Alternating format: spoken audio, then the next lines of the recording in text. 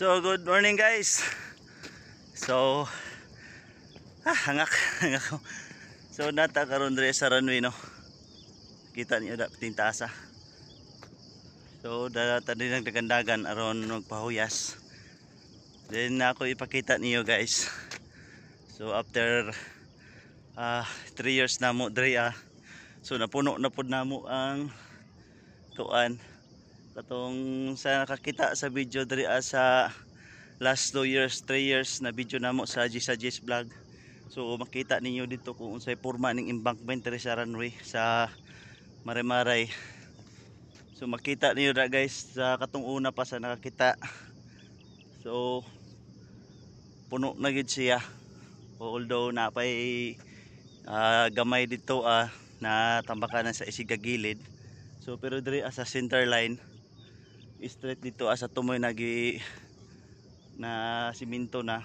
So makita ninyo na puno na gid siya. So kanang nakita niyo na ribbon na yellow.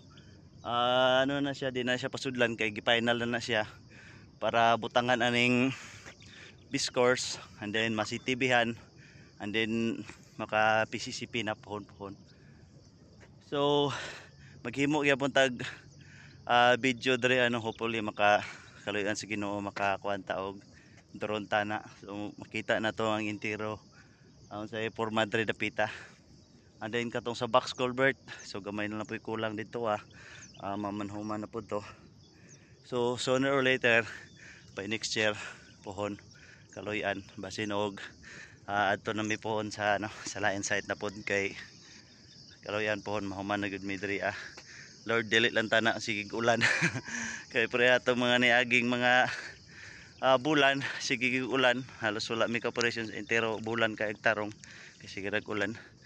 So mo to guys, abang-abang ra mo sa ato ang mga video pa diri sa airport no, sa Bukidnon Airport. So sa ato ang PTB, sa ato ang bankment o runway extension. So abang-abang lang ta guys sa ato ang YouTube channel no, G's Vlog. Thank you sa inyong support tanan. Bye bye. Peace.